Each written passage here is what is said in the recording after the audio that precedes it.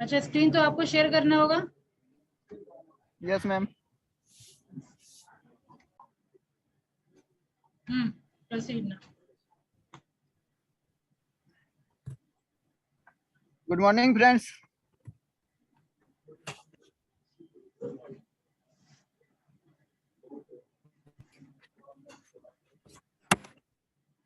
Monopolistic and restrictive and unfair trade practice. Class में जो है Industrial कैमरा ऑन policy किया। statement of 19। जी मैम। सुशील, आप अपना कैमरा ऑन करिए। खराब है मैम, देखिए ऑन करता हूँ मैम। एक 1991 का औद्योगिक नीति स्टेटमेंट एमआरटीपी एक्ट से भारी परिवर्तन लाता है। विकास और कंपटीशन पर उनके नकारात्मक प्रभाव के कारण इन प्रावधानों की बहुत दोस्त निकाला गया। आवाज नहीं आ रहा है मैम।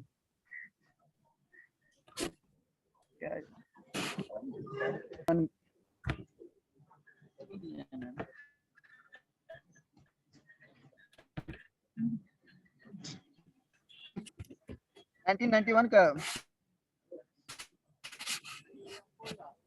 औद्योगिक नीति स्टेटमेंट एमआरटीपी एक्ट में भारी परिवर्तन लाता है। These provisions were criticized very much because of their negative impact on growth and competition. विकास और कंपटीशन पर इनके नकारात्मक प्रभाव के दौरान इन प्रावधानों की बहुत दोष निकाला गया है। तो नई नीति के संबंध में महत्वपूर्ण पॉइंट निम्नलिखित है। एक number, prior approval of the central government for the establishment of new undertakings, expansion of exciting undertakings, merger, amalgamation, and takeover and appointment of certain director will no longer be required. नए उपक्रमों की नए उपक्रमों की स्थापना, मौजूदा उपक्रमों के विस्तार, विलय, समामेलन और अधिग्रहण और कुछ निर्देशकों की नियुक्ति के लिए केंद्र सरकार को पूर्व स्वीकृति की आवश्यकता नहीं होगी।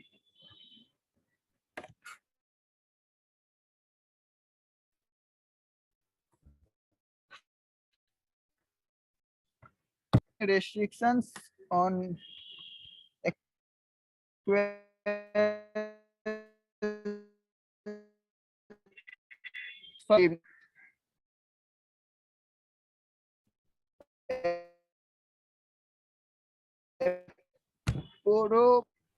शेयर्स के अधिग्रहण या ट्रांसफर पर प्रतिबंध संबंधी प्रावधानों को कंपनी एक्ट में उचित रूप से शामिल करने का प्रस्ताव है।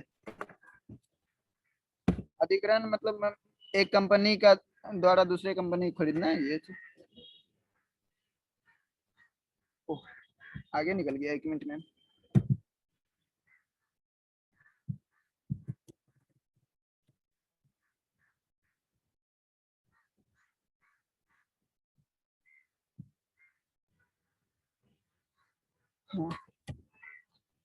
Third,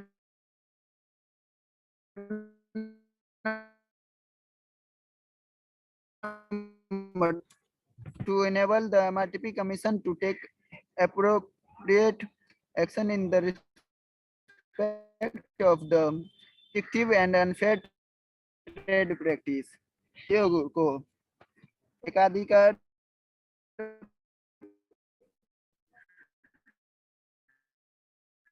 प्रतिबंधात्मक और करने में एमआरटीपी एक्ट के प्रावधानों को मजबूत किया जाएगा।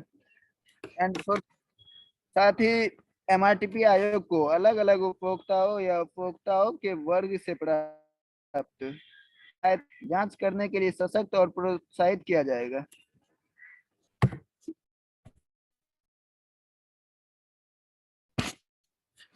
इन्फोर्समेंट मशीनरी, प्रवर्तन तंत्र मैम 3 है।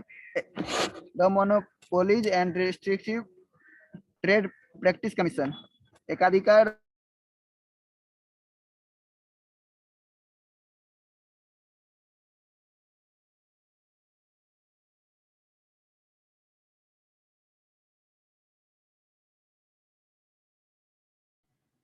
सुशील can't hear you. मैम आवाज नहीं आ रहा। कहाँ से बोला गया?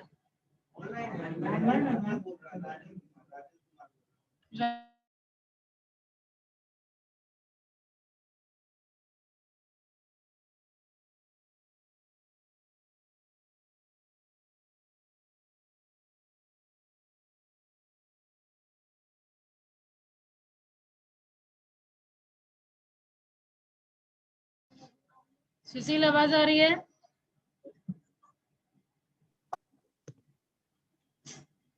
हेलो आवाज आ रही है सुशील? Yes ma'am. लीजिए, क्लास में जरूरत नहीं है। जी मैम। अरे आपकी आवाज नहीं आ रही थी। आवाज नहीं आ रही थी। प्रेजेंटेशन मैम ओवर हो गया? वाईफाई नहीं आ रहा था। Yes ma'am. ये था प्रेजेंटेशन आपका? अभी मैम पूरा तैयारी नहीं हो पाया था, उधर मैम मीटिंग में थे तो। ठीक है, बढ़िया।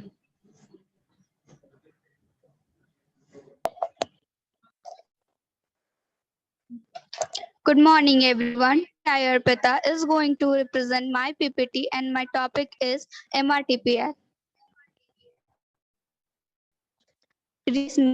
This means not allowing resale below certain price or not to sell above a particular price. If maximum price is indicated, the dealer should be free to charge below the indicated price. It means that there is an agreement between a manufacturer or wholesaler or retailer not to sell a product below a specified price.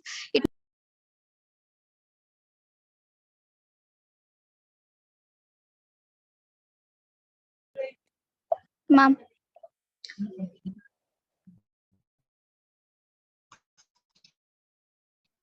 Ma'am फिर से second restriction on output और यहाँ पर भी सब बाद में बोलता है मोबाइल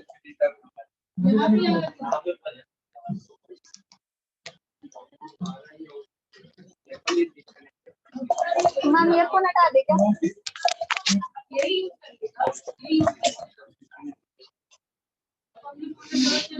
हाँ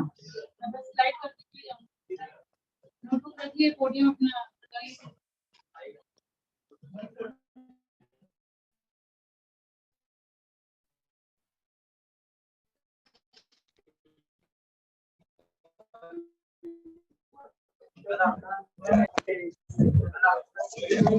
मैम स्टार्ट करें।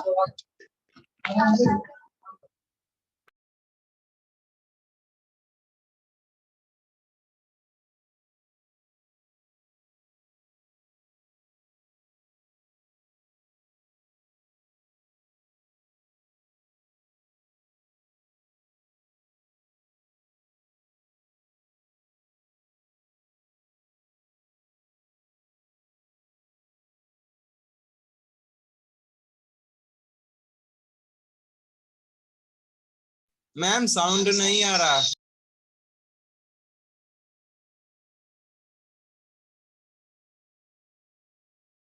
Hello Any goods or allocate any market or areas of disposal of goods। का मतलब ये है कि जो प्रोडक्ट का क्वांटिटी प्रोड्यूस होगा और कितना सप्लाई होगा, इस पे भी रिस्ट्रिक्शंस होता है कि हम इतने ही अमाउंट में इसको प्रोड्यूस करेंगे और इतना ही सप्लाई करेंगे। Restriction on manufacturing process. This means an agreement not to use a particular method, machinery or process in the manufacture of goods। इसका मतलब ये कि यहाँ एक अग्रीमेंट होता है कि अगर हम किसी गुड्स को प्रोड्यूस कर रहे हैं तो उसमें एक फिक्स्ड मेथड और इक्विपमेंट का ही यूज करेंगे। अगर फॉर एग्जांपल हम बोल सकते हैं कि अगर हम रोटी बना रहे हैं तो हम तवे पे ही बनाएंगे, हम रोटी मेकर का यूज नहीं करेंगे वहां पे। ठीक है। Price control arrangement. This means an agreement to sell goods with a view to eliminate competition or any competitor. हम अपने कॉम्पिटिटर्स को बीट करके अपने प्रोडक्ट्स को सेल करते हैं. फॉर एग्जांपल हम कह सकते हैं कि अगर मार्केट में 5 कॉम्पिटिटर्स है और सेम टाइप के प्रोडक्ट का बिजनेस कर रहे हैं, तो इसमें से कोई कॉम्पिटिटर उस अगर एक पेन है, एक का प्राइस कोई 30 रुपीज में सेल कर रहा है, कोई 40 रुपीज में सेल कर रहा है, कोई 50 रुपीज में, ऐसे ही मतलब 10 रुपीज का डिफरेंस है. तो जो सबसे कम प्राइस में सेल कर रहा है कस्टमर उसी को प्रेफर करेगा. तो ऑब्वियसली सा बात है कि वो उस चीज को ज्यादा प्रेफर कर रहा है, तो कॉम्पिटिटर को अपने बीट कर रहा है और अपने प्रोडक्ट्स को सेल कर रहा है.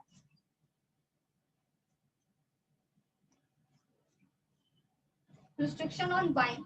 To restrict the class or a number of wholesalers, producers or suppliers for whom goods may be bought in a restrictive trade practices.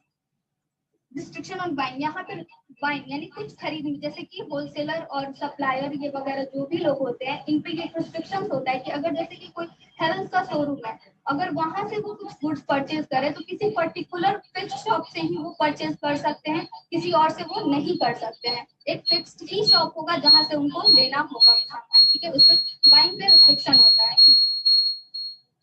Ma'am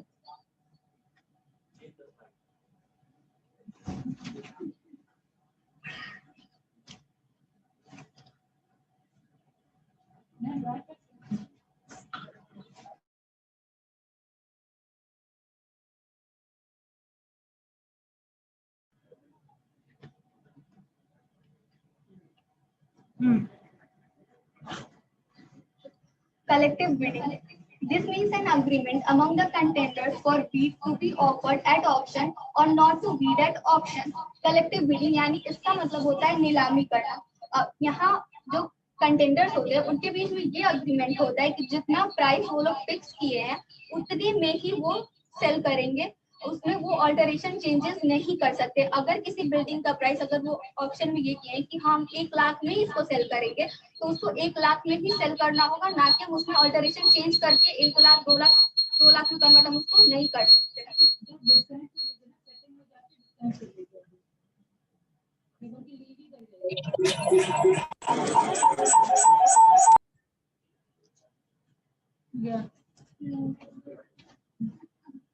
Agreement declared by government to be restrictive. The government has power to declare any agreement as restrictive on the recommendation of the commission. Government के पास ये power होता है कि वो एक agreement को declare कर सकता है restrictive on the recommendation of commission. Commission के रिकमेंडेशन पे, सलाह पे वो किसी भी अग्रीमेंट को रिस्ट्रिक्ट कर सकता है. बिसाइड्स ऑल दिस, इन सब चीजों के अलावा many others are treated as RTP. जो बहुत सारा ऐसा चीजें हैं जो आरटीपी के अंदर में आता है, जैसे कि dumping of goods, deficiency in insurance services, insisting on collection of gas cylinders from shop, accepting deposits for supply without any possibility of supply, not providing a house as promised, failure to refund deposits, wide variations in prices in different regions, etc. are treated as restrictive trade practices. ये जितना कुछ भी हम mention है वो सारा कुछ RTP के अंदर आता है. Investigation into RTP.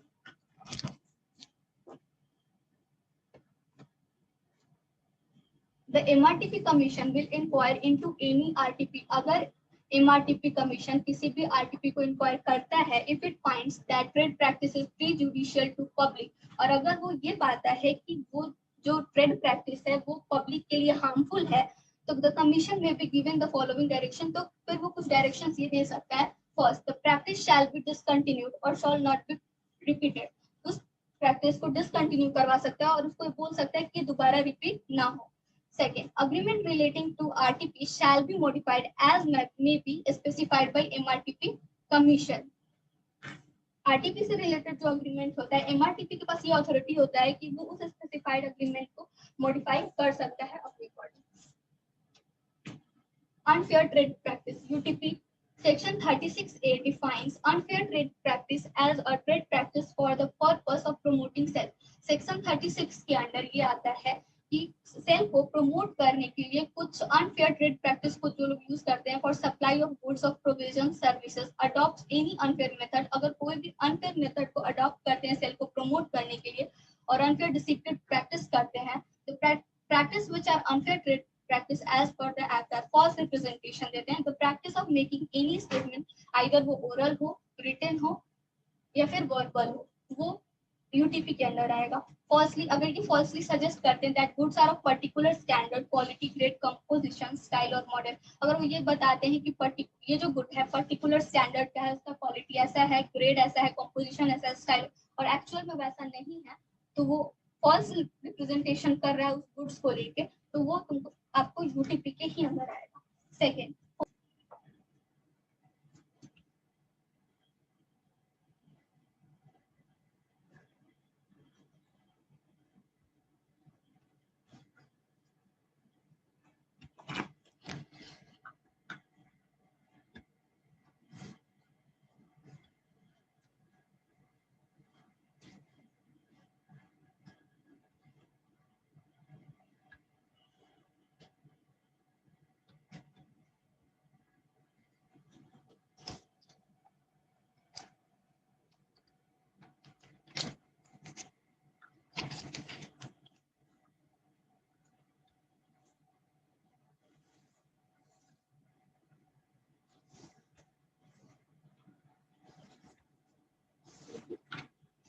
रन भी नहीं पाऊंगी।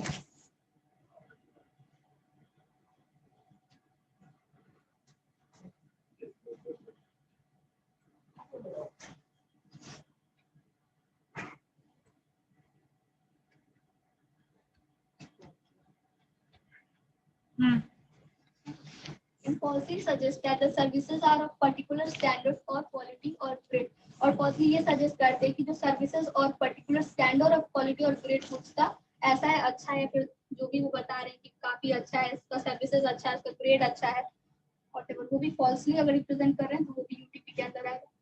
Falsely suggest any rebuilt, second hand, renovated or reconditioned or old goods as new goods। अब किसी भी सेकेंड हैंड यूज प्रोडक्ट्स को वो रिनोवेट करके ये प्रेजेंट कर रहे हैं कि वो नया गुड है, और उसको अगर मार्केट में सेल कर रहे हैं तो वो भी यूटीपी के अंदर आता है। Fourth, represent that goods or services has a sponsorship, approval, performance, characteristic, accessories, uses or benefits which such goods or services do not have।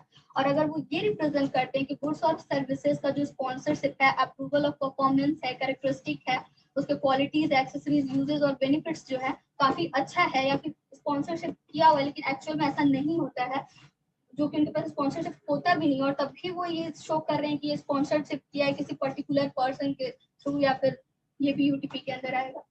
Represents that the seller or the supplier has a sponsorship or a approval or affiliation which seller or supplier doesn't have। ये represent करते हैं कि seller और supplier के पास जो sponsorship और approval of application है वो एक्चुअल में नहीं होता, ये भी यूटीपी के अंदर आएगा। Make a false or misleading representation concerning the need for usefulness of any goods services। कोई false या misleading representation दे रहे हैं यूजफुलनेस के ऊपर कि काफी यूजफुल है, फॉर एग्जांपल ले सकते हैं कि फेयर लवली, ठीक है, अगर उसको हमेशा ये उसका एड में शो किया जाता है कि यूज करो, काफी व्हाइटनिंग का रीजन बताया जाता है फेयर लवली को, लेकिन यूज करते हैं ऐसा कुछ होता नहीं। अगर ऐसा होता लिटरली तो सब कोई उस प्रोडक्ट को प्रेफर करता, और फिर उसका प्राइस इतना कम में तो वो मिलता नहीं, फिर काफी ज्यादा हाई कॉस्ट, डिमांड भी उसका ज्यादा होता, लेकिन एक्चुअल में ऐसा नहीं। ये कौन सा प्रेजेंटेशन दे रहे हैं कि काफी यूजफुल है और इसका ये इफेक्ट होगा, लेकिन एक्चुअल में ये होता नहीं, तो ये भी यूटीपी के अंदर आता है। Seventh, gives a warranty or guarantee as to durability, performance or efficiency of the goods which is not based upon adequate or proper test। The burden of proof will lie upon him to show that goods were adequately and properly tested। तो इसका मतलब ये है कि वो warranty और guarantee में भी डिफरेंस होता है। वारंटी उसका जिसको हम रिपेयर करवा सकते हैं अगर वो खराब होता है, फिर गारंटी ये कि जो उसको रिटर्न करके आपको ले सकते हैं, उसको गारंटी की हाँ अगर आपका ये खराब हो जाएगा तो इसके बदले आपको ये सामान मिलेगा, है फिर वो जो भी उसका खर्च वो दे देंगे। लेकिन ड्यूरेबिलिटी यानी उसका टाइम पीरियड, उसका परफॉर्मेंस और इफिशिएंसी ऑफ गुड्स, जो कि उनके ये बताया जाता है कि प्रॉपर्ली टेस्टेड प्रोडक्ट है, उसको कंप्लीट टेस्ट करके ही उसको सेल किया जा रहा है, और एक्चुअल में ऐसा नहीं होता है, कंप्लीटली टेस्टेड प्रोडक्ट वो नहीं होता और तभी वो सेल कर रहे होते हैं उस चीज को, वो भी यूटीपी के अंदर है। Makes to the public representation in a form that looks like a guarantee or warranty or a promise to replace, maintain or repair the goods until they achieve a specified result and this representation is materially misleading or there is no reasonable prospect that guarantee to etc contained in a representation shall be carried out. वो ये भी बोलते हैं कि guarantee और warranty दोनों देते हैं कि अगर प्रोडक्ट ये होगा तो वो आपको जो भी प्रोवाइड करेंगे, अगर गारंटी दी है तो रिटर्न करेंगे, वारंटी तो उसको प्रिपेयर, लेकिन एक्चुअल में वो नहीं करते हैं उस चीज को भी, वो भी यूटीपी के अंदर आता है। 9 materially mislead the public about the prices at which such goods services are available in the market। अब पब्लिक को वो ऐसे भी मिसलीड करते हैं कि जिस प्राइस में आपको ये प्रोडक्ट यहाँ मिल रहा है वो आपको मार्केट में कहीं और नहीं मिलेगा। 10 gives false or misleading facts disparaging the goods services or trade another person। For example कि सेलिब्रिटीज के थ्रू वो लोग ऐड करवाते हैं कि एक्चुअल में सेलिब्रिटीज तो ऐड करते हैं लेकिन कोई भी सेलिब्रिटी उस पर्टिकुलर प्रोडक्ट को खुद यूज नहीं करता है।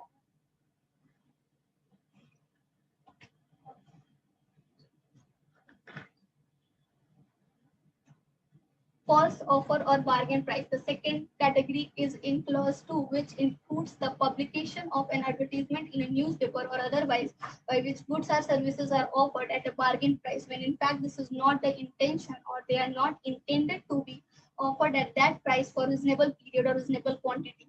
The bargain price for the purpose of this provision means the price stated in the advertisement is done so in such manner as to false और बार्गेन प्राइस का मतलब ये है और ये सारा पॉइंट कंपलसरी नहीं कि सबको आपको एग्जाम में लिखना है, ठीक है। बेसिक पॉइंट उठाइए और लिखते चले जाइए, one liner will be sufficient, ठीक है। फॉल्स ऑफर और बार्गेन प्राइस का मतलब ये होता है कि कभी भी हम लोग न्यूज़पेपर या एड के थ्रू देखते हैं कि ये पर्टिकुलर प्रोडक्ट पे ऑफर है, ये इतने में मिल रहा है, और जब हम एक्चुअली उस जगह पे जाते हैं तो हमको वो प्रोडक्ट उतने प्राइस में नहीं मिल रहा होता है, वो फॉल्स बार्गेन ऑफर का। Product safety standards। The objective of clause is not to protect the consumer।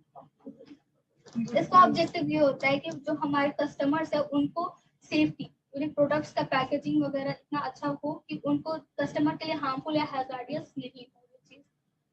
Products ये उनको ध्यान रखना चाहिए अपने कस्टमर्स को लेकर। होर्डिंग और डिस्ट्रक्शन ऑफ गुड्स का मतलब है कि जब कभी भी कोई भी सामान मार्केट में सप्लाई होता है तो सप्लाई होते टाइम कुछ अमाउंट ऑफ प्रोडक्ट को क्या किया जाता है, स्टॉक कर लिया जाता है, और जब उस प्रोडक्ट का कमी मार्केट में आता है तो फिर उस चीज को हाई प्राइस में करके मार्केट में सेल किया जाता है। फॉर एग्जांपल ऑनियन का ले सकते हैं कि जब भी प्याज का सप्लाई होता है तो काफी हाई रेट में वो बिकता है, बाद में जब कमी आता है, डिमांड बढ़ता है उस चीज का, तो फिर उसका प्राइस इंक्रीज करके उसको मार्केट में लाया जाता है, फिर सेल किया जाता है। रेमेडी सेम है, एमटीपी सीधा है। Monopolistic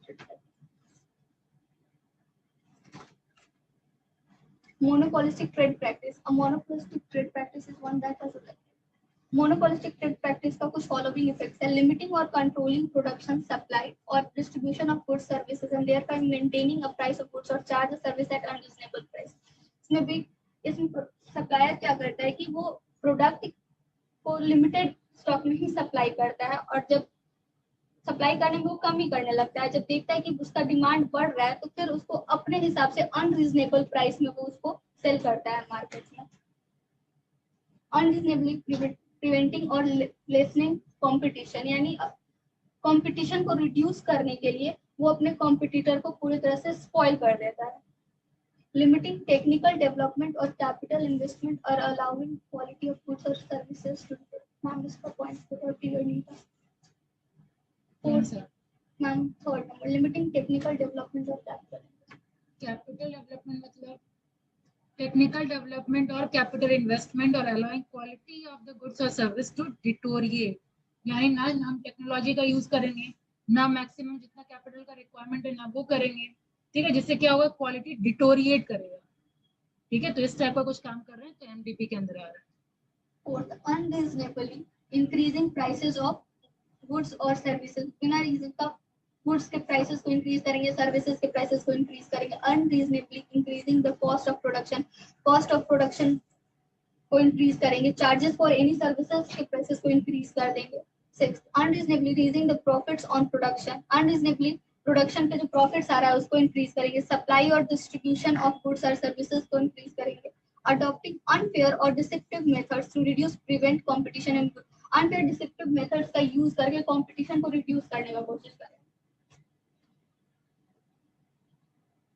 If the MRTP Commission reports that the trade practices against public interest, the government can order the following. अगर MRTP Commission ये रिपोर्ट कर देता है कि जो ट्रेड प्रैक्टिस है वो पब्लिक के लिए हार्मफुल है, तो गवर्नमेंट कुछ ऑर्डर्स देती है, जैसे prohibiting the undertaking from resorting to such practices that reduces competition, उसको बैन करेगी, प्रोहिबिट कर देगी और अंडरटेक करेगी वैसे ट्रेड प्रैक्टिस को जो कि कंपटीशन को कम करता जा रहा है, रिड्यूस करता जा रहा है मार्केट में। Fixing quality standard for goods, standard of goods के क्वालिटी को फिक्स करेगी कि ऐसा ही प्रोडक्ट प्रोड्यूस होगा मार्केट में और ऐसा ही सप्लाई होगा। Declaring some type of agreements as unlawful, कुछ अग्रीमेंट्स को अनलॉफुल डिक्लेयर कर देगी कि अनलॉफुल है और इसे नहीं होना चाहिए। Fourth, declaring asking any party to cancel the whole or any part of any agreement, वो किसी भी पार्टी को गवर्नमेंट ये उसका अग्रीमेंट कैंसिल करने के लिए बोल सकती है। Regulate profits that may be derived from production, storage, supply, distribution और कंट्रोल और गुड्स प्रोविजन ऑन, प्रॉफिट्स को रेगुलेट कर सकती है जो कि प्रोडक्शन, स्टोरेज, सप्लाई, डिस्ट्रीब्यूशन और कंट्रोल गुड्स प्रोविजन और सर्विसेज से आ रहा है। रेगुलेट क्वालिटी ऑफ गुड्स और सर्विसेज, क्वालिटी ऑफ गुड्स और सर्विसेज को रेगुलेट कर सकती है। सीधे कमीशन पे गवर्निंग बॉडी, दो गवर्निंग बॉडी है, बैठी अब तक गए होंगे। दो गवर्निंग बॉडी है, एमआरटीपी कमीशन और एमआरटीपी और आपका डायरेक्टर जनरल। डायरेक्टर जनरल कौन? आपका एमआरटीपी कमीशन से पहले डायरेक्टर जनरल आते हैं, ठीक है। उनका काम क्या है? इन्वेस्टिगेट करना, ठीक है। देखिए यहाँ पे, इसीलिए इसके पढ़ने से पहले आप पहले डायरेक्टर जनरल देखिए। The central government has appointed और director general of investigation registration, इसका आपको फुल फॉर्म पता होना चाहिए, DGIR, ठीक है। Director general of investigation and registration, fine. कौन अपॉइंट करता है? ये पता होना चाहिए, ठीक है। नेक्स्ट, फंक्शन, क्या फंक्शन है? Make preliminary investigation before an inquiry of MRTP commission, यानी MRTP कमीशन से पहले आपके डायरेक्टर जनरल इन्वेस्टिगेट करेंगे कि क्या जो क्लेम दिया गया है या जो इल्जाम लगाया गया है वो सही है या नहीं है। All right. And to maintain a register to agreement required to be registered under the act, ठीक है। रजिस्टर भी मेंटेन करेगा, लाइक क्या क्या क्लेम है, क्या क्या इल्जाम है इसके ऊपर, क्या क्या वो अनफेयर ट्रेड प्रैक्टिस कर रहा है या RTP के अंदर आ रहा है या फिर RTP, MTP और UTP, ठीक है, वो रजिस्टर मेंटेन करेगा। अब क्लियर हो गया कि हाँ कुछ ये कल्प्रेट है, ये कुछ गलत काम कर रहा है, फिर आपके आएंगे यहाँ पे रोल MRTP कमीशन का, ठीक है। तो MRTP कमीशन में आपको याद रखना है कि कौन कौन मेंबर रहते हैं MRTP कमीशन में। तो it is consist of a chairman, not less than 2 or more than 8 members, यानी 2 to 8 members, 2 से कम नहीं, 8 से ज्यादा नहीं। All right. The chairman should be a person who has been or is qualified to be judge of the High Court or Supreme Court, यानी उनकी qualification chairman की क्या होनी चाहिए? Equivalent to judge of High Court or Supreme Court, understood? अब tenure की बात करते हैं, तो one time tenure of the office of the member is fixed for 5 years। लेकिन अब क्वेश्चन अराइज हो सकता है कि क्या उसको हम दोबारा रीअपॉइंट कर सकते हैं? तो yes, we can reappoint also. देखिए, लेकिन however no member can hold office for more than 10 years or beyond reaching the age of 65 years, ठीक है। दोबारा रीअपॉइंटमेंट हो सकता है, तो जैसे मान लीजिए आपका अपॉइंटमेंट हुआ 5 साल के लिए, ठीक है, उसके बाद फिर और रीअपॉइंटमेंट हुआ 5 और साल, 10 साल हो गया, तीसरी बार नहीं हो सकता। या फिर अगर 65 ईयर्स आपका पूरा हो गया तो डन। और 65 ईयर्स यानी सुपर एनुएशन एज कहते हैं उसको, एक टर्म दिया गया है सुपर एनुएशन एज। क्या होता है सुपर एनुएशन एज? आप रिटायर हो गए, ठीक है। ये मैंने आपको सोशल सिक्योरिटी वाले चैप्टर में भी बताया था कि एक सुपर एनुएशन एज होता है, स्टेट गवर्नमेंट फिक्स करती है, सेंट्रल गवर्नमेंट का अलग होता है, कहीं 60 होता है, कहीं 65 होता है, यानी उसके बाद आप रिटायर कर गए। अंडरस्टूड? तो वही यहाँ पे लिखा है कि टेन्योर क्या क्या हम लोग अभी तक पढ़े, गवर्निंग बॉडी एमआरटीपी एक्ट में दो, कौन कौन? डायरेक्टर जनरल और एमआरटीपी कमीशन। डायरेक्टर जनरल पहले इन्वेस्टिगेट करेंगे, उसके बाद आपके एमआरटीपी कमीशन वो कितने लोग रहते हैं? 2 to 8 और क्वालिफिकेशन, वेरी गुड, नहीं पहले क्वालिफिकेशन बताइए। जज के इक्विवेलेंट, उसके बाद टेन्योर 5 years, 10 years और maximum 65 year, not more than that. ठीक है, तो ये सब तो आपका था ही नहीं। और कौन कौन पावर ऑफ कमीशन, अब कमीशन के पास पावर कौन कौन सा है? अंडरस्टूड। तो पावर क्या क्या? सबसे पहले ये तो शायद डिस्कशन हुआ था, ये तो पल्लवी की थी शायद, है ना? यानी किसी भी विटनेस को बुलाया जा सकता है, कोई भी डॉक्यूमेंट आपसे मांगा जा सकता है। ये यहाँ हुआ था या 445 में हुआ था? ये डिस्कशन हुआ इस क्लास में? पल्लवी की है? ये भी नहीं की है, शाबाश। तो क्या क्या पावर ऑफ कमीशन है? सबसे पहले कि कोई भी विटनेस को बुलाने का पावर है। ठीक है, कमीशन किसी भी विटनेस को प्रेजेंट होने के लिए बोल सकती है, नंबर 1। नंबर 2 कि कभी भी आपको कोई भी मटेरियल मांगा जा सकता है। ठीक है, बुक्स ऑफ अकाउंट भी सीज किया जा सकता है। अंडरस्टूड। तो आप ये नहीं बोल सकते ये मेरा पर्सनल है, हम आपको शेयर नहीं करेंगे। ये पावर ऑल मतलब दिया गया है कमीशन के पास, तो अगर चाहे तो वो अपने पावर का यूज कर सकती है। एफिडेविट में एविडेंस मांग सकती है। Public record, requisition of any public record from any court और ऑफिस। ठीक है, कोई भी कोर्ट कोई भी ऑफिस से आपका जो डेटा निकालना अगर चाहे तो उसको ये पावर है। फिर issuing of any commission for examination of witness. ठीक है, विटनेस के एग्जामिनेशन का भी पावर है। Appearance of the party and consequences of non appearance, यानी समनिंग में बुलाया जा रहा है, इस पॉइंट में डिस्कशन हो रहा है कि अगर अपीयर नहीं, ये डिस्कनेक्ट हो गया था क्या? कब?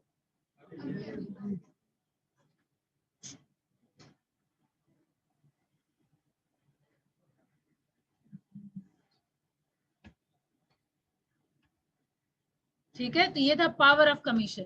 तो एमआरटीपी कमीशन में यही मेन सब पॉइंट है। आप झूठ मूठ का कुछ और ही पॉइंट आके डिस्कशन करेंगे, कोई मार्क्स नहीं मिलने वाला है। सबका मैं बताई हूँ, चैप्टर खत्म होने के बाद एक पेज में की पॉइंट कवर हो जाना चाहिए। तो की पॉइंट क्या है? एमआरटीपी एक्ट क्या है, कब आया, दैट्स इट। कब इन्फोर्स हुआ, दैट्स इट। उसका ऑब्जेक्टिव लिख लिए कीवर्ड में।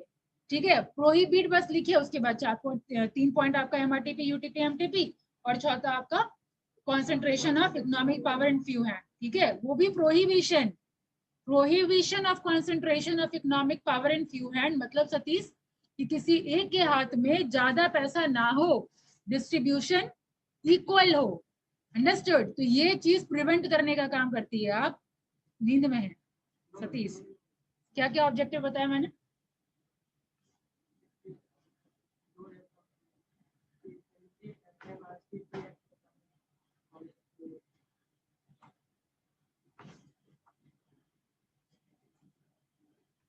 I can read your face, understood? यहाँ पे हूँ तो there is a reason behind that. Understood? I can read your face behind your mask also. That how many are concentrated over here and how many are talking over there. Understood? So don't try to fool your teachers. ठीक है, वापस से focus आ जाए। सतीश अभी आप तो जाने ही नहीं है मुझे फिर तो।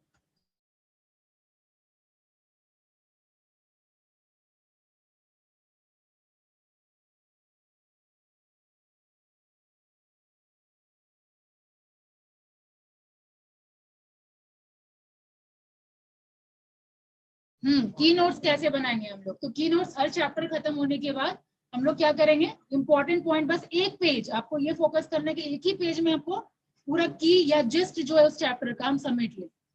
ठीक है, तो ऑब्जेक्टिव लिख लिए। अब एक में एमआरटीपी मतलब क्या, की पॉइंट, सॉरी आरटीपी मतलब क्या, रिस्ट्रिक्ट करना है कैपिटल फ्लो। अब जितना पॉइंट है कॉमा कॉमा कॉमा एक लाइन में डन।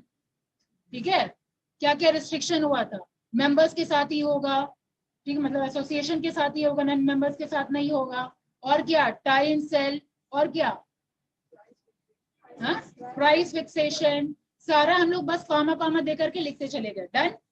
ठीक है, पॉइंट के अंदर क्या है आपको पता है ऑलरेडी। ठीक है, उसके बाद आ जाइए एमटीपी पे। एमटीपी मतलब क्या, कुछ भी अनरीजनेबल अगर हम सेट कर रहे हैं प्राइस, ठीक है, तो बस आपको अनरीजनेबल लिखना है, की पॉइंट उसमें, ठीक है। अनरीजनेबल प्राइस, अनरीजनेबल प्राइस आप क्या, या तो प्रॉफिट में अनरीजनेबल, आप प्रॉफिट अनरीजनेबली कमा रहे हैं, ठीक है, कॉस्ट ऑफ प्रोडक्शन आप अनरीजनेबली बढ़ा रहे हैं, या फिर आप क्या चार्ज किसी से अनरीजनेबली हाई ले रहे हैं, वो सब आ जाएगा आपका एमटीपी के अंदर, ठीक है। आरटीपी हो गया, एमटीपी हो गया, यूटीपी किसी भी तरीके का फॉल्स रिप्रेजेंटेशन, फॉल्स रिप्रेजेंटेशन में क्या क्या हम लोग फॉल्स रिप्रेजेंटेशन करेंगे, तो इतना पॉइंट याद रखने का जरूरत थोड़ी है, बस फॉल्स रिप्रेजेंटेशन ऊपर लिखिए, कॉमा देते जाइए, warranty, guarantee, goods, services, hoarding, हाँ होर्डिंग टर्म दे दिया, हम लोग इतना डिस्कशन किया, होर्डिंग क्या होता है आप लोग को पता है ना, कहाँ मुझे उतना लंबा चौड़ा पढ़ने का जरूरत पड़ा, एक पेज में नहीं कवर अप हो जाएगा। अब आ जाएगा आप ये गवर्निंग बॉडी, गवर्निंग बॉडी 1 और 2 दोनों लिख लेंगे, कॉमा कॉमा ब्रैकेट में लिख लीजिए, जो आप अगर टर्म्स वगैरह भूल जाए या कितने टेन्योर तक रहेंगे वो अगर भूल जाए तो 5 इयर्स, 10 इयर्स, 65 इयर्स, ठीक है, इस तरीके का हम लिख लिए, खत्म, राइट। फिर प्रायर आप इसी सीक्वेंस में, तो पहले आपका एमआरटीपी कमीशन है, बाद में आपका डायरेक्टर जनरल है, आप पहले डायरेक्टर जनरल लिखिए, याद रहेगा आपको, प्राइमरी इन्वेस्टिगेशन ब्रैकेट में लिख दीजिए, फिर सेकंड पॉइंट वही एमआरटीपी कमीशन लिख दीजिए, ठीक है। उसके बाद एक्सेप्शन पे आइए, एक्सेप्शन में क्या क्या था, एक्सेप्शन बस टर्म लिख दीजिए, कॉमा देते जाइए, लिखते जाइए, ट्रेड यूनियन, गवर्नमेंट ऑफिसर्स, ठीक है, ये सब बस एक्सेप्शन में लिख दीजिए, एक पेज में कवर नहीं हो जाएगा, अब डिपेंडिंग अपॉन योर पेज, इतना बड़ा पेज अगर है तो कवर हो ही जाएगा, मैक्सिमम 2 पेज, लेकिन सोचिए इतना लंबा चौड़ा कंटेंट आप जस्ट बना लिए 2 पेज में, 2 पेज में सारा कंटेंट, इंपॉर्टेंट कंटेंट आ गया ना, इससे बाहर क्या क्वेश्चन पूछेगा, इससे बाहर कोई क्वेश्चन पूछेगा, अगर एक्स्ट्रा आपको जानना है एमआरटीपी एक्ट अब नहीं है और कंपटीशन एक्ट अब उसके जगह पे आ गया है, तो बस हम डिफरेंस लिख देंगे एमआरटीपी एक्ट और कंपटीशन एक्ट का, अब उतना बेसिस और ये सब लाइन बनाने नहीं जा रहे हम लोग, बस सामने सामने लिख दिए, रिफॉर्मेटरी, यूनिटिव, यही मेन है। पहले क्या था, मोनोपोली सबको बढ़ावा देना, यहाँ पे कंपटीशन को बढ़ावा देना, है ना, इस तरीके से हम लोग डिफरेंस लिख दिए। एग्जामिनेशन में जाएंगे एक रात पहले, बस वही पेज आप देख लेंगे, सारा कवर हो जाएगा, है कि नहीं है, ऐसे यही तरीका है, इससे एक्सप्लेनेशन पावर आपका थोड़ा बढ़ेगा, ठीक है। ये जो रीडिंग देके फिर जो एक्सप्लेन करते हैं हिंदी में ना, वो नहीं होगा, अंडरस्टूड, तो ये तरीका है, डन। अच्छा, दूसरे क्लास का टाइम भी हो गया, इनफैक्ट मैं लेट हो गई।